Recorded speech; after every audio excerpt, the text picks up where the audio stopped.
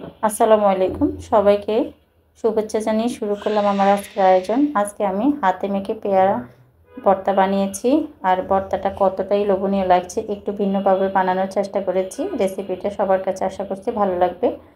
আর কারা কারা এই ধরনের হাতে মেখে পেয়ারা ভর্তা খান কমেন্টসে জানাবে। আমি আজকে কাসুন্দি দিয়ে তৈরি করি নাই, এমনিতে নর্মালি আমরা কাসুন্দি দিয়ে পেয়ারা মাখা খাই। আজকে আমি একটু ভিন্নভাবে রেসিপিটা তৈরি করেছি, তাই ভিডিওটা প্রথম থেকে শেষ পর্যন্ত দেখবেন। প্রথমে আমি একটা পেয়ারার ভর্তা নেব, যেহেতু আমরা মানুষ কম, তাই আপনারা কম বেশি নিতে পারেন। আমি একটা পেয়ারা নিয়েছি। পেয়ারাটা কতটাই সতেজ দেখেন, একদম তরতাজা পেয়ারা নিয়েছি, একদম কচকচে।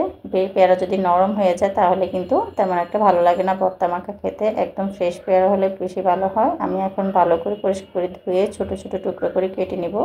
আপনাদের পছন্দ অনুযায়ী কুচি করে নিতে পারেন বা গ্রেটার দিয়ে গ্রেট করে ভর্তাটা মেখে নিতে পারেন। আমার কাছে গ্রেটার আছে, এভাবে ছোট টুকরো করে কেটে নিলে খেতে কিন্তু ভীষণ ভালো লাগে।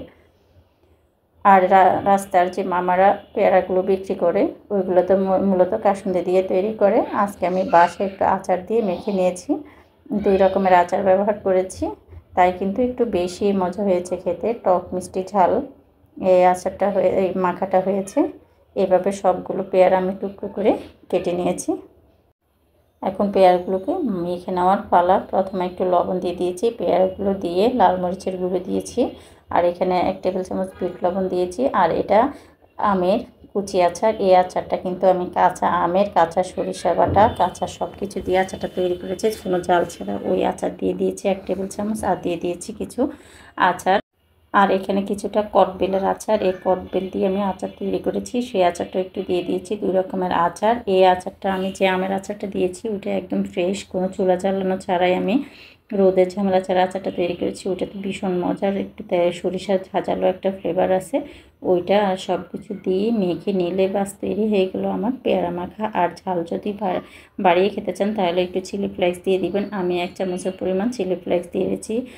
আর আচারটা টক মিষ্টি, তাই টক মিষ্টি ঝাল হয়েছে আমার এটা খেতে, পেয়ারা মাখাটা খেতে দেখেন কতটা লোভনীয় লাগছে। খেতে কিন্তু অনেক মজা হয়েছে।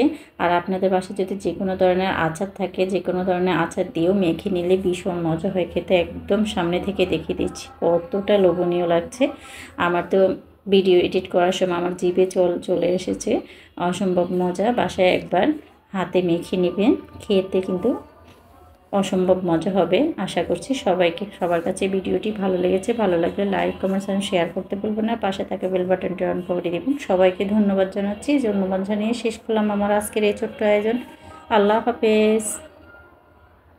আবার দেখা হবে অন্য কোনো দিন অন্য কোনো সহজ রেসিপি নিয়ে।